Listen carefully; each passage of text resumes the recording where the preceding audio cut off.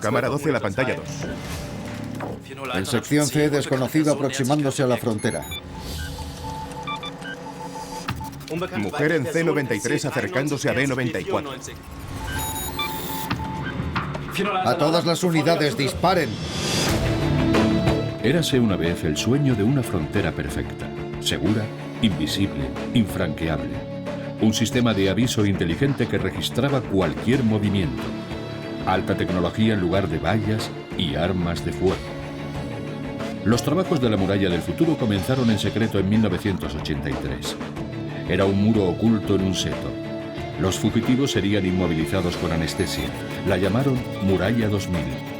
Nunca llegó a construirse. Pero entre 1961 y 1989, Berlín estuvo dividida. Familiares y amigos quedaron separados. Había arrestos en la frontera que atravesaba la ciudad. Algunos recibieron disparos al intentar cruzarla. El muro de Berlín fue una realidad de la Guerra Fría durante más de un cuarto de siglo. Piedra a piedra, la construcción del telón de acero.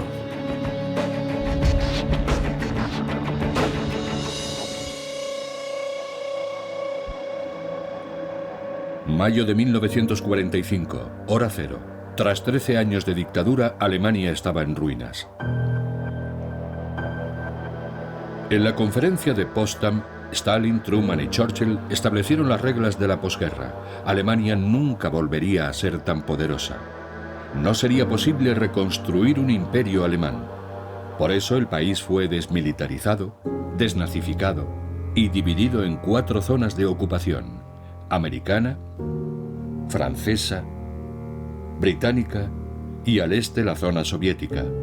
Pero antes de acabar la guerra, quedó claro que la política de ocupación conjunta sería un fracaso. La Unión Soviética impuso un sistema comunista en su zona, mientras los aliados querían una economía de mercado. Alemania tardaría en reunificarse y comenzaron los preparativos para la división. En 1949 se formaron 2 estados alemanes, la República Federal al oeste y la República Democrática al este. Así, el telón de acero cayó sobre Alemania. Berlín tuvo un lugar especial durante la Guerra Fría.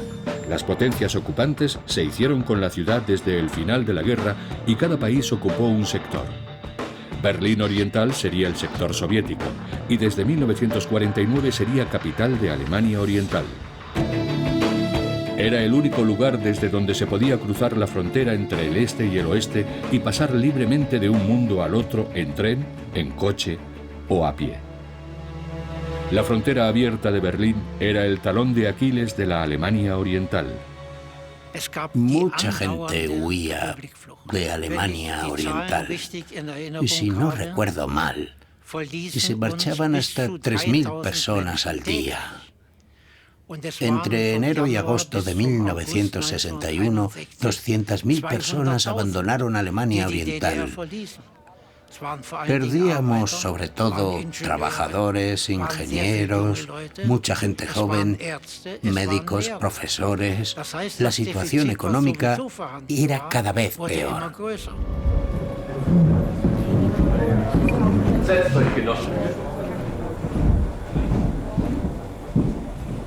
A principios del verano de 1961, Alemania Oriental amenazaba con derrumbarse. Pero todavía quedaba una carta por jugar. Camaradas, conocen nuestra precaria situación. Necesitamos urgentemente un plan de acción. Los comités secretos de planificación llevan semanas trabajando en la división definitiva de Berlín. Primero, camaradas, nos centraremos en los puntos estratégicos más importantes. Aquí, aquí, aquí y aquí. 3 millones de personas habían abandonado Alemania Oriental y seguían saliendo todos los días. Era como una vía de agua. ¿Era posible dividir toda una ciudad? La decisión se tomó en Moscú. El líder de la Unión Soviética, Nikita Khrushchev, mandó sellar la frontera en Berlín Oriental. No quería poner en riesgo a Alemania Oriental, un estado comunista aliado. Si no podía dominar todo Berlín, al menos dominaría la mitad. Señores, la situación es la siguiente. Los preparativos quedaron en manos de miembros del Ejército Popular, de la Policía y del Servicio Secreto de Alemania Oriental, la Stasi, quienes se encargarían de la operación mientras los soviéticos trabajaban en segundo plano. El jefe de policía y el director del Departamento de Seguridad presidieron la reunión en la que se decidió cerrar la frontera con Berlín Occidental. Habría unidades militares en segunda línea y el ejército soviético estaría preparado. El plan era ejecutar una operación secreta con 20.000 efectivos uniformados de toda Alemania Oriental en pleno centro de Berlín, el epicentro de la Guerra Fría.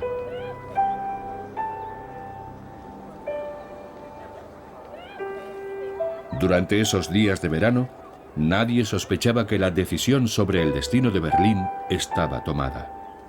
El 13 de agosto, domingo, el mundo quedaría dividido en un antes y un después.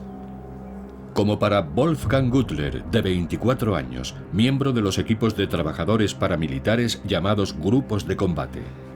Mi hija nació en verano, en junio de 1961. Vivíamos en Köpenick y realizábamos ejercicios militares regularmente. Entonces, a principios de agosto, unos días antes del día 13, nos pusieron en alerta. Mi mujer estaba muy preocupada, pero se tranquilizó cuando otras mujeres le dijeron que sus maridos tampoco estaban.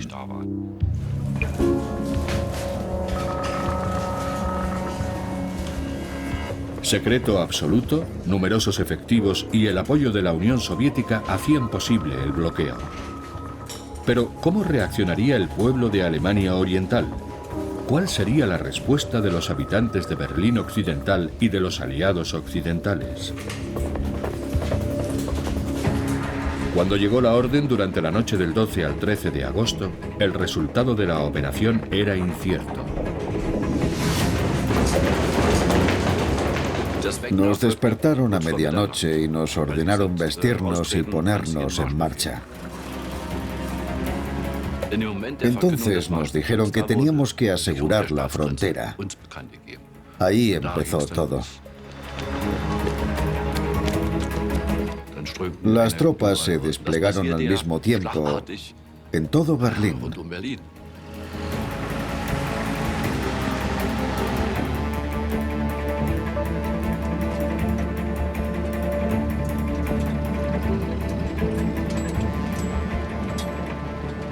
Por supuesto, nos preguntábamos cómo iban a hacerlo. Todo Berlín. Nos parecía algo imposible. La frontera medía 43,5 kilómetros y atravesaba la ciudad. Y habría que cerrarla herméticamente. A la 1:30 de la mañana se pararon todas las rutas de tren y de metro que se dirigían al oeste. Las 81 calles que atravesaban la frontera eran puntos estratégicos.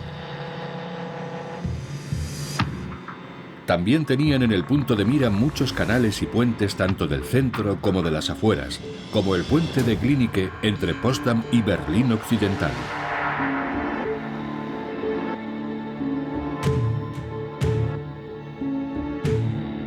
También empezó a sellarse la extensa red de alcantarillado de la ciudad, pero tardaron semanas en bloquear por completo las rutas subterráneas de fuga.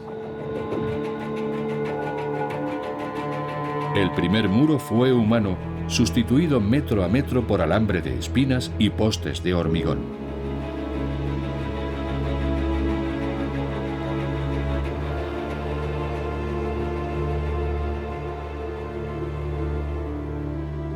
El factor sorpresa fue decisivo.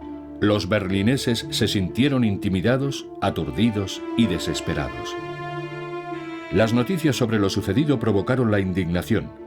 Cientos de habitantes de Berlín Occidental se reunieron junto a la frontera reclamando respuestas.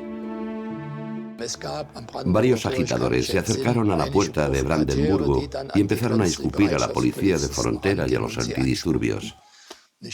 Yo les dije a mis hombres, ¿para qué son las bayonetas? Que se vean. Cada vez que alguien se acercaba, le enseñaban la bayoneta. Eso funcionó y la situación se tranquilizó. Sin embargo, nadie tenía interés en empeorar las cosas.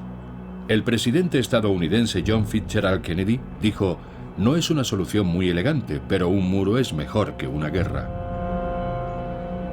El presidente de Alemania Oriental, Walter Ulbricht, podía estar satisfecho. Pero el verdadero cerebro de la operación era Erich Honecker, el responsable de seguridad. No sabíamos que existía esa unidad dirigida por Erich Honecker.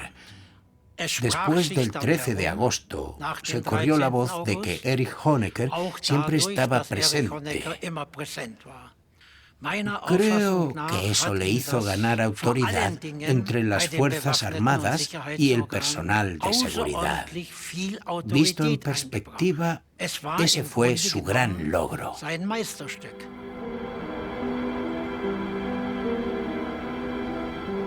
En aquel momento, aquello todavía era provisional. Poco a poco se fue haciendo más sólida. La construcción del muro comenzó el 17 de agosto. Khrushchev dijo: rodearemos Berlín Occidental con un anillo de hierro.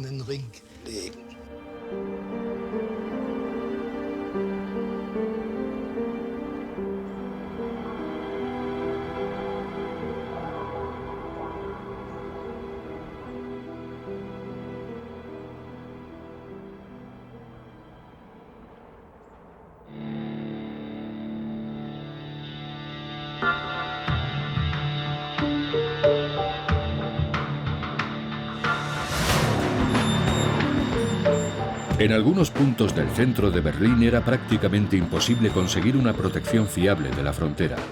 Uno de los puntos problemáticos era la Bernauer Straße en el distrito Mitte. Aquí, el sector oriental acababa justo en la puerta. La acera ya era del sector francés occidental. Los soldados de Alemania Oriental no podían pisarla. Estaba prohibido superar el límite incluso por 1 centímetro. La policía de Berlín Occidental y los soldados franceses no bajaban la guardia. Los soviéticos habían dado instrucciones claras. No podía haber incidentes fronterizos en ningún caso.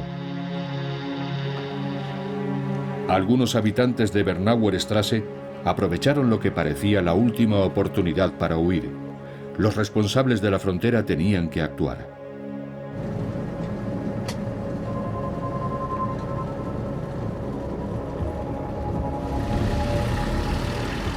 Llegamos en un camión muy temprano, alrededor de las 5 de la mañana. Teníamos que decirles que debían marcharse.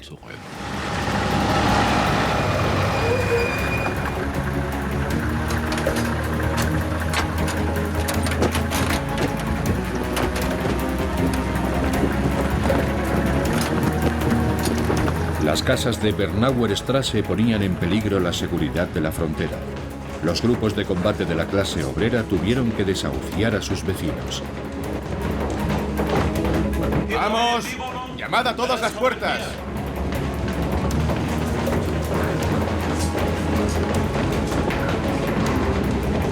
¡Registrad cada piso! ¡Que no quede nadie!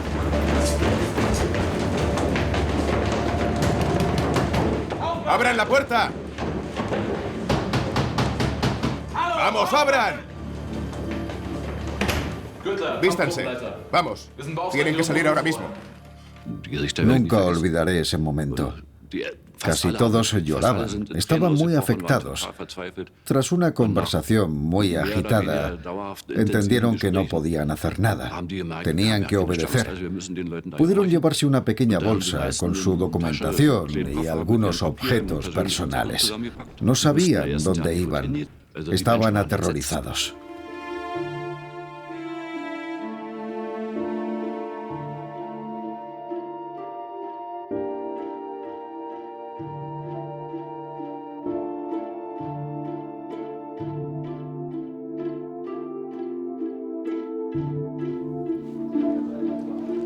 Tras el desalojo forzoso, se tapiaron puertas y ventanas. Tenían que sellar todas las rutas de escape hacia el oeste. Las fortificaciones eran cada vez mayores. Día tras día, los soldados fueron tapiando todos los edificios.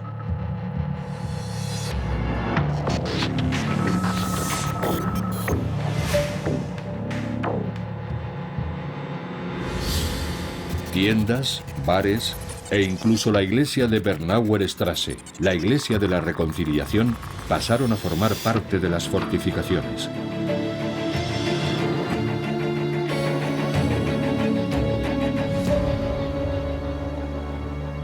La frontera se hacía más infranqueable, pero miles de personas lograron huir en los primeros días. Los subfusiles y los fusiles estaban descargados. Llevábamos la munición en los cinturones, sellada.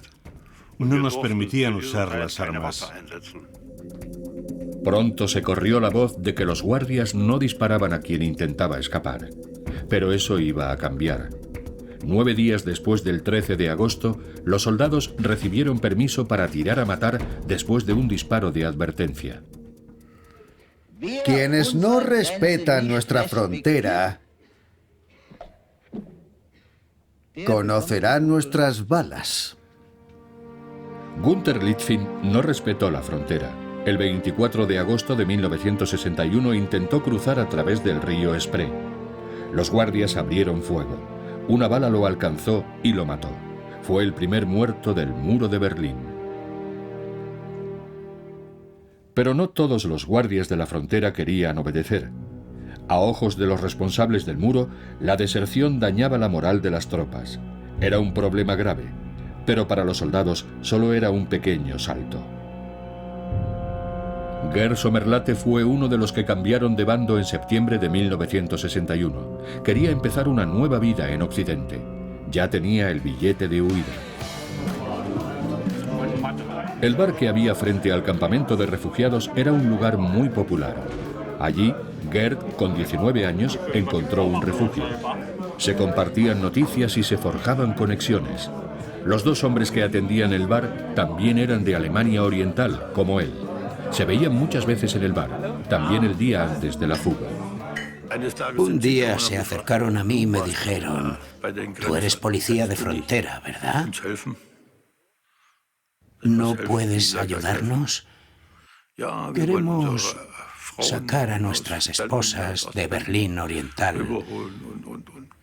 ¿Conoces alguna ruta por donde sea posible hacerlo?»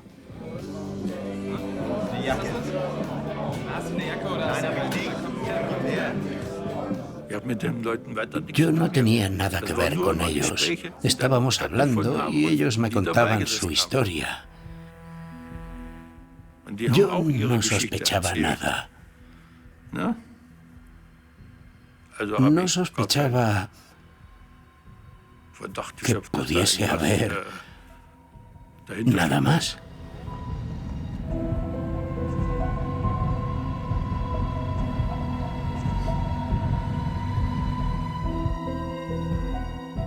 Fuimos a varios bares, bebimos un montón de cerveza y acabamos en la cervecería Ellis. Yo quería irme a casa. Salía al día siguiente y no quería perder el avión. Ellos también se fueron.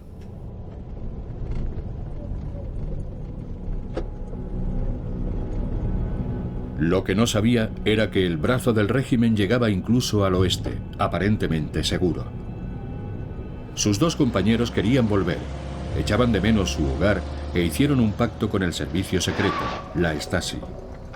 El traidor, Gerd Sommerlatte, fue el pago de su propia inmunidad. Me dijo: «No montes un escándalo. Se ha acabado». Y se había acabado. Un policía cogió el teléfono. Hizo una llamada y dijo: lo hemos cazado. La Stasi se esforzaba por recuperar a traidores como Gerd. Los castigos ejemplares tenían una función disuasoria para reducir las deserciones. Durante el interrogatorio me dijeron que había incitado a otros camaradas a abandonar Alemania Oriental. Les dije que no era cierto. Nadie conocía el plan. Me dijeron: si no hablas ahora mismo, te mandamos al paredón. Eso me impactó mucho.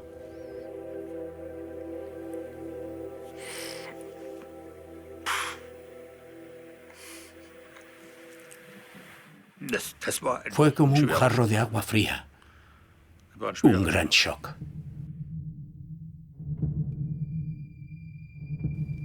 Me metieron en una celda del sótano durante varios días. Estaba completamente a oscuras. Entonces me interrogaron de nuevo. Me amenazaron de nuevo con usar diferentes métodos. Me presionaron mucho y dije cosas. Cosas que no debería haber dicho.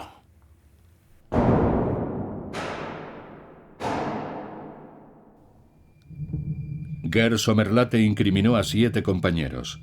Nunca supo que fue de ellos. A él lo sentenciaron a 10 años de prisión como un criminal peligroso.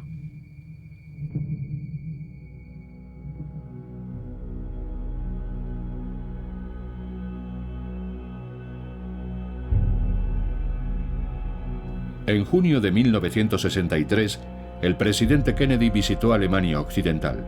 El momento cumbre del viaje fue su visita a Berlín Oeste y el discurso que pronunció. Con su famoso «Yo soy berlinés», confirmó que la isla de libertad de Berlín Oeste tenía el apoyo de los Estados Unidos.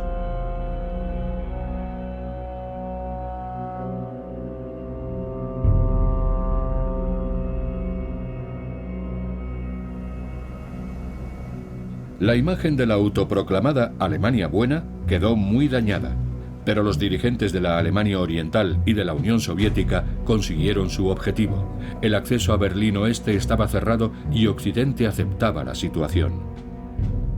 Los responsables de la frontera centraron su atención en el resto de la división entre las dos Alemanias. Creían que mucha gente iba a intentar escapar.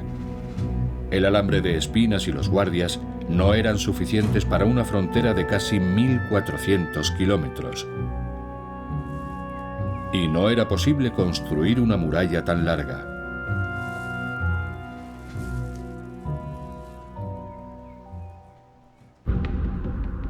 Esperaban que más de 2 millones de minas soviéticas resolverían el problema. El comandante de las fuerzas soviéticas en Alemania Oriental, Iván Koniev, ofreció asistencia militar al ministro de Defensa de Alemania Oriental, Heinz Hoffmann.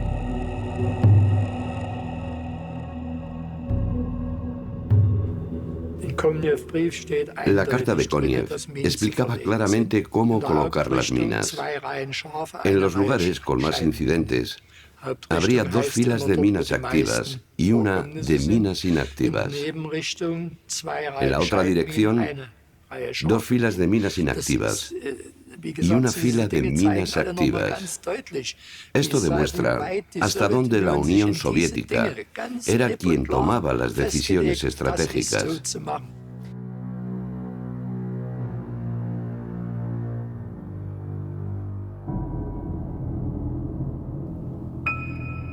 Alemania Oriental negaba oficialmente la presencia de campos de minas, mientras Alemania Occidental los denunciaba como un método brutal e inhumano.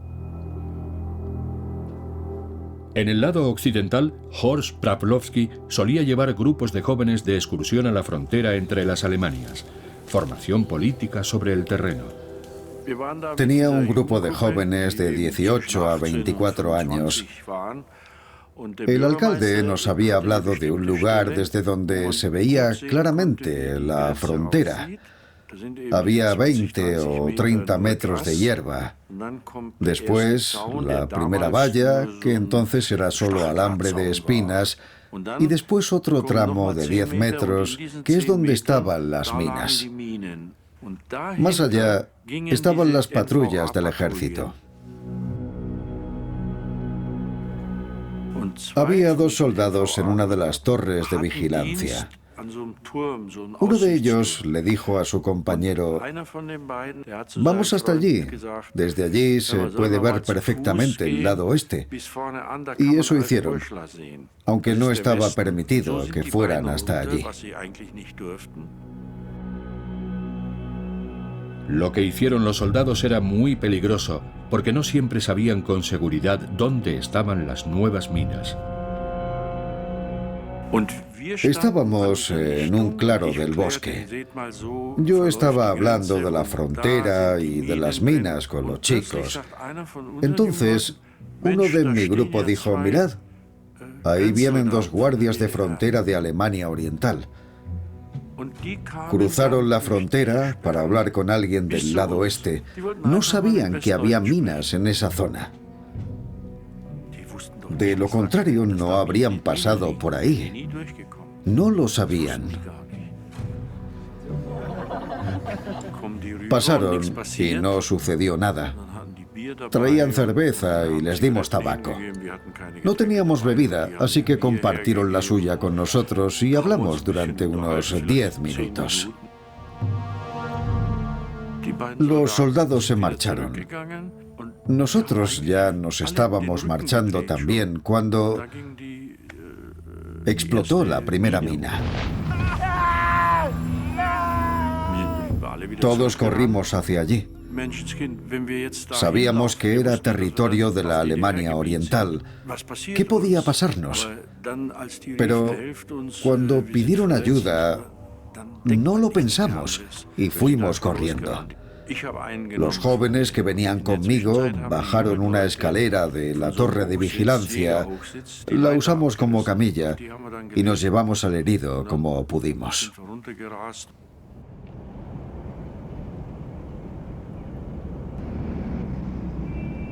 Siegfried, que así se llamaba, acababa de tener un hijo. No quería quedarse en el oeste, quería volver a casa. El rescate del soldado herido causó una gran conmoción en Alemania Occidental. Fue la prueba definitiva de la existencia de las minas. Las autoridades se comprometieron a no sancionar a los soldados por romper las normas, pero Alemania Oriental quería enterrar el incidente discretamente. En Berlín, donde las potencias occidentales estaban siempre presentes, las minas eran impensables. Eran demasiado peligrosas en una ciudad tan poblada. Para Alemania Oriental, el muro era un símbolo de soberanía, pero también resultaba antiestético al estar formado por placas de hormigón, bloques de cemento y ladrillos. No daba buena imagen a una capital socialista.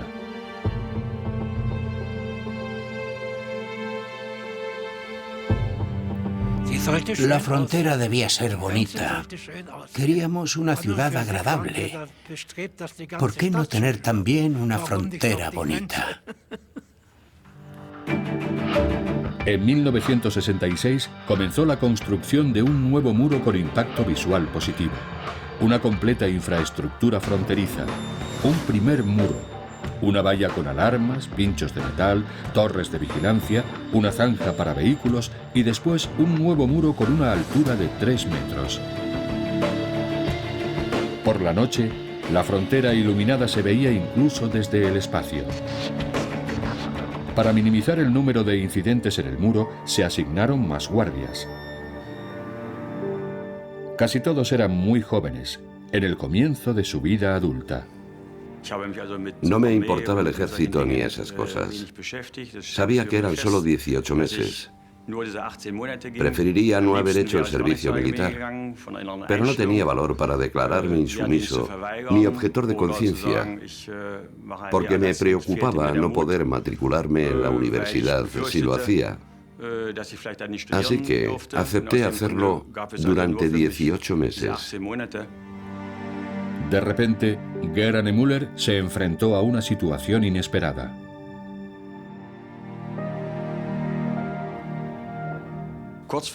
De la noche a la mañana, y sin saber por qué, me destinaron a cumplir el servicio en la Guardia de Frontera. Hasta entonces, nunca había disparado con munición real. El 7 de agosto de 1970, Geraint Müller llegó a su puesto en la frontera. Estaba decidido a no usar nunca el arma. Como todos los soldados, supongo, esperaba que nunca me encontrara en una situación en la que me tocase hacerlo. Poco después de la medianoche, un hombre entró en la zona prohibida. Los guardias le dieron el alto, avisaron y dispararon, pero él siguió caminando.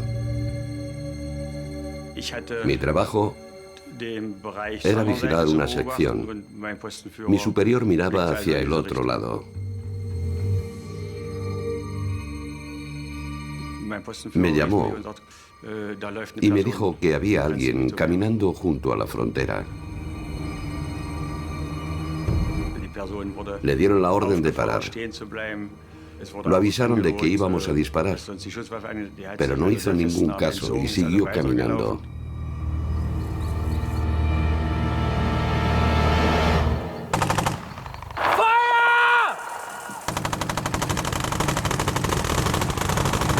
Seis guardias dispararon en total 176 balas. Una de ellas fue mortal. No me sentí culpable, pero estaba decepcionado conmigo mismo por disparar. Me sentí así durante mucho tiempo. Me sentía como un cobarde por no haberme negado a disparar. Llegamos a la sala de guardia. Me senté a la mesa y empecé a llorar. Mi superior también estaba muy afectado y no paraba de decir: ¿por qué nos ha pasado esto a nosotros? ¿Qué podíamos hacer? ¿Qué hacía allí aquel hombre? Nadie se preocupaba por nosotros, estábamos solos.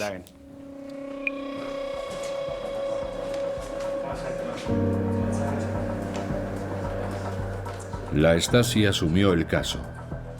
Los 6 guardias recibieron orden de guardar silencio y la identidad del muerto se mantuvo en secreto. Era de Berlín Oeste. Había saltado el muro borracho. Se llamaba Geraint Timm. Era un asunto difícil, una muerte violenta que podía tener un efecto negativo en las delicadas relaciones este-oeste.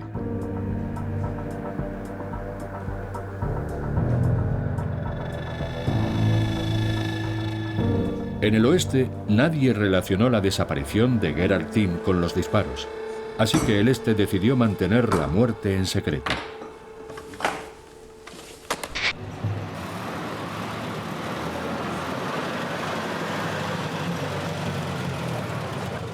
Disparos en la frontera. Las autoridades estaban muy interesadas en el factor de riesgo humano. ¿Cómo reaccionaban los soldados? ¿Cómo se enfrentaban al miedo y a la culpa? A principios de los años 70 se encontró una solución práctica. Se construyó una nueva valla equipada con armas automáticas. El SM-70, un dispositivo automático que no tenía dilemas morales, ni sentía miedo o culpa. Erich Honecker ordenó la instalación de más de 60.000 de estas armas automáticas. Lanzaban más de 100 esquirlas de metal contra cualquier cosa que tocase los cables disparadores. Nuestra sección medía 15 kilómetros de ancho. Habíamos visto a 2 personas intentando cruzar la frontera. Cuando se dieron cuenta de que se habían equivocado de camino, intentaron pasar por otro lado. Fue entonces cuando vieron los SM-70 que había instalados. Y entonces intentaron detonarlos con un gancho. No lo lograron, así que intentaron trepar. Entonces uno de ellos pisó una mina y explotó. Perdió la pierna.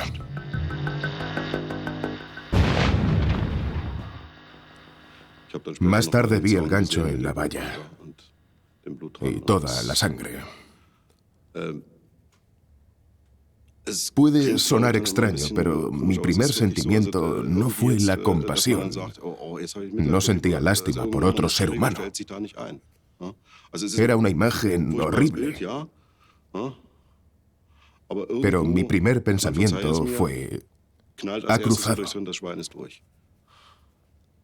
Era un enemigo que había logrado cruzar, aunque yo tenía órdenes de evitarlo. La instalación del SM-70 tuvo lugar durante una época de enfriamiento internacional. Estados Unidos y la Unión Soviética acordaron una tregua en la Guerra Fría. Los dos estados alemanes tuvieron un ligero acercamiento. Alemania Oriental aprovechó para conquistar la diplomacia mundial. Entre 1972 y 1974, los estados occidentales abrieron embajadas en Berlín Este. Los incidentes fronterizos con munición real eran noticia en todo el mundo siempre que se producían y servían para presentar a Alemania Oriental como un estado inhumano e injusto. Por eso era tan importante tener el menor número de incidentes posibles de este tipo. Acuerdos de Helsinki, 1975. Erich Honecker se sentó entre el canciller de Alemania Occidental, Helmut Schmidt, y el presidente de Estados Unidos, Gerald Ford. Aunque Honecker se comprometió a respetar los derechos humanos y muchos ciudadanos de Alemania Oriental confiaban en tener libertad de movimiento, ya se estaban realizando pruebas para el nuevo muro. Lo hemos atravesado muchas veces. Los sujetos de prueba tenían entre 19 y 25 años y estaban en buena forma.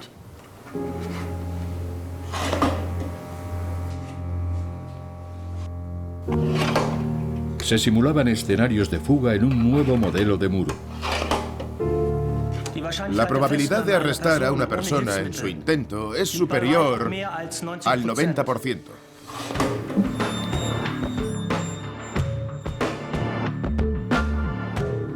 Sus diseñadores creían que el nuevo muro, de 3,5 metros de altura, era casi infranqueable.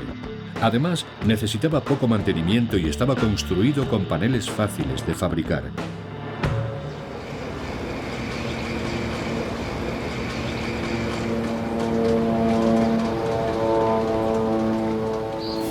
El llamado Muro 75 tenía que integrarse mejor en la estética de Berlín. Para mejorar su aspecto visual en su cara occidental, los paneles de hormigón se pintaron de blanco en lugar del monótono gris. Al este, el color blanco tenía otra función. Los intentos de fuga se veían mejor con un fondo blanco. Pero muy pocos llegaban a la zona fronteriza. El 95% eran arrestados antes. Los guardias detectaban a los que se acercaban.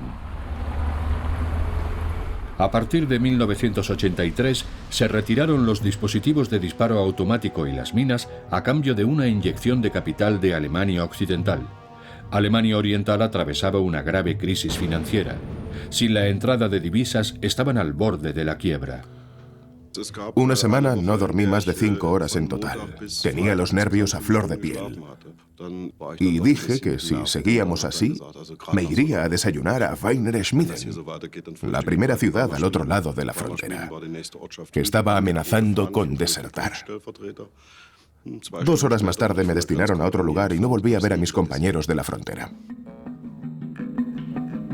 A pesar del desarme en la frontera entre ambas Alemanias, el sistema se seguía reforzando, sobre todo en Berlín. Una franja despejada recorría la ciudad diseñada para que los guardias tuviesen buena visibilidad para disparar si era necesario. Me citaron para una reunión con Erich Honecker. Me mostró un libro con imágenes de estructuras en Berlín Este, desde depósitos de agua hasta el aeropuerto de Schönefeld. En cada una de ellas me preguntaba, ¿es necesario? ¿La ciudad necesita esto? Entonces yo le decía, no, eso ya no hace falta. El depósito lleva años cerrado. Entonces decía, muy bien, podemos demolerlo. Una de esas estructuras fue la Iglesia de la Reconciliación. Ya no se usaba, así que cayó víctima de la operación.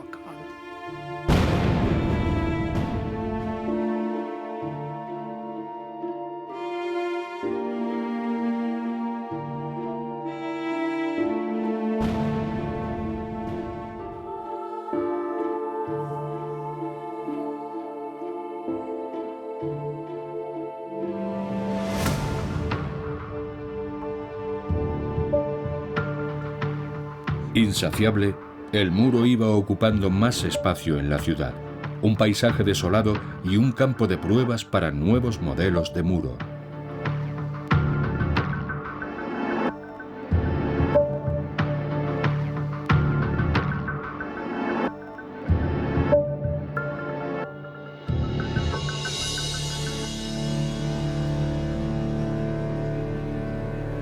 Los expertos llevaban años trabajando en un nuevo muro.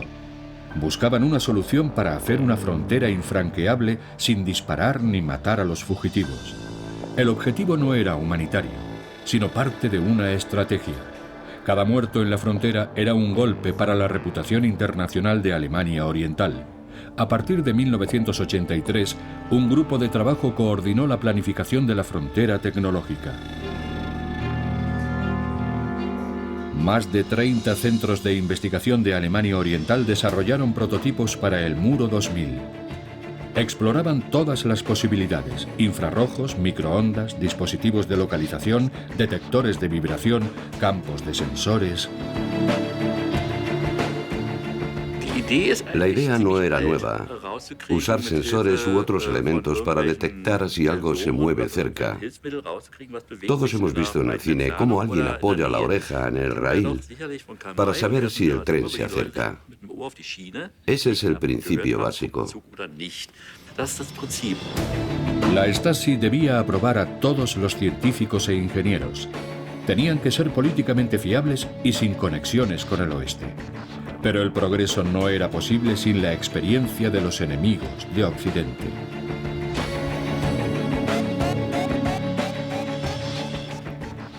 El resultado dependía de un nuevo instrumento que podía comprarse en Alemania Occidental. Yo lo conocía y le pedí a mi madre, que tenía autorización para cruzar la frontera, que me trajese un sistema Z80. Me lo trajo y construí mi primer prototipo, que funcionaba muy bien. Fue el modelo de todos los demás instrumentos, porque el sistema Z80 no se encontraba en Alemania Oriental.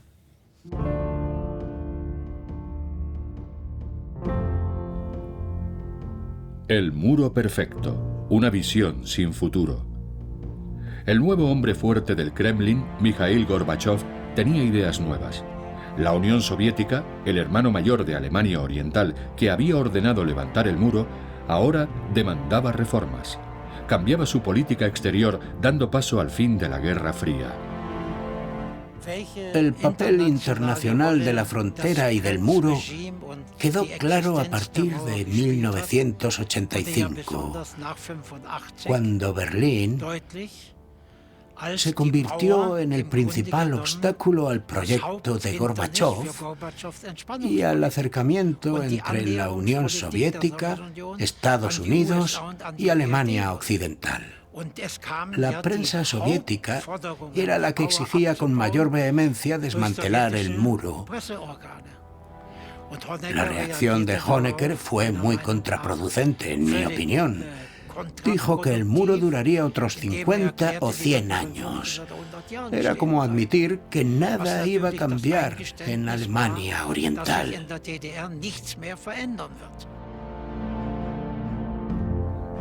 Alemania Oriental, 28 años después de la construcción del muro.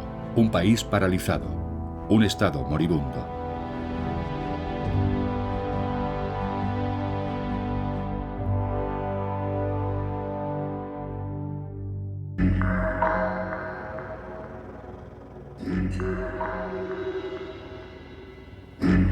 Estaban apareciendo grietas en el telón de acero.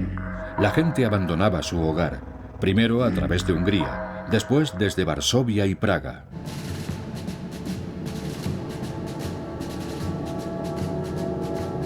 El 7 de octubre de 1989, Alemania Oriental celebraba sus 40 años. Pero se había acabado el tiempo del socialismo en el estado de los obreros y los campesinos. Honecker se negaba a aceptarlo y quería defender a Alemania Oriental por todos los medios, incluso con tanques y fusiles. El Estado se enfrentaba a la mayor crisis.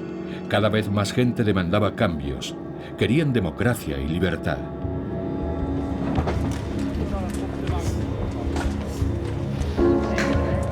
Los altos mandos temían una rebelión popular.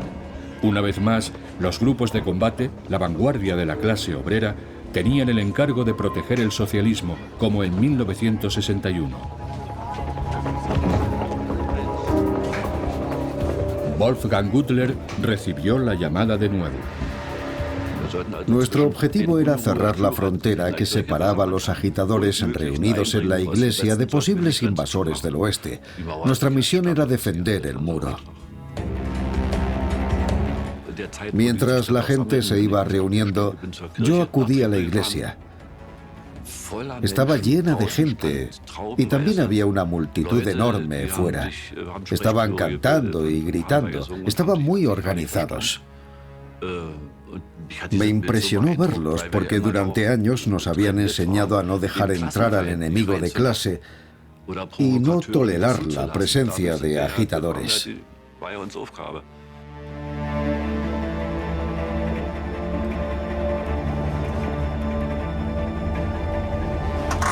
Volví y ordené a mi unidad que dejasen toda la munición en el camión. No debíamos causar ningún daño. La gente que acababa de ver no eran enemigos de clase. Eran ciudadanos de Alemania Oriental que ya no toleraban la situación.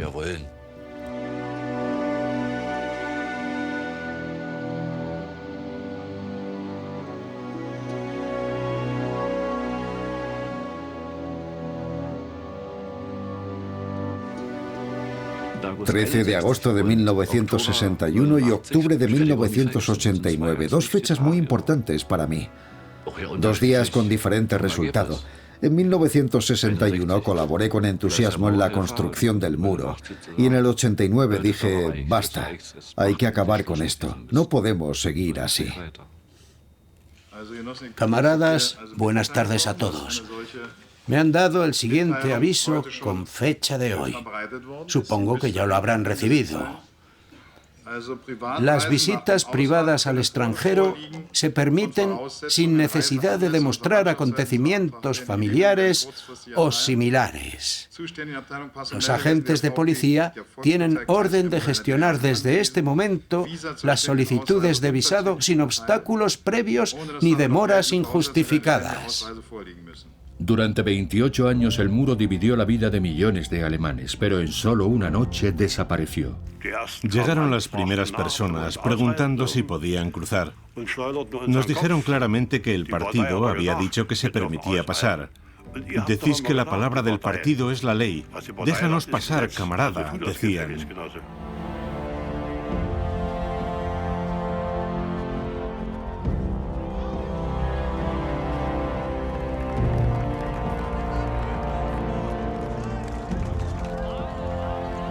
De repente era como un abismo. Estábamos preparados para un cambio en el país. Sabíamos que habría cambios políticos y en la estructura del partido. Pero no estábamos preparados para ver cómo todo el sistema se desmoronaba en un instante.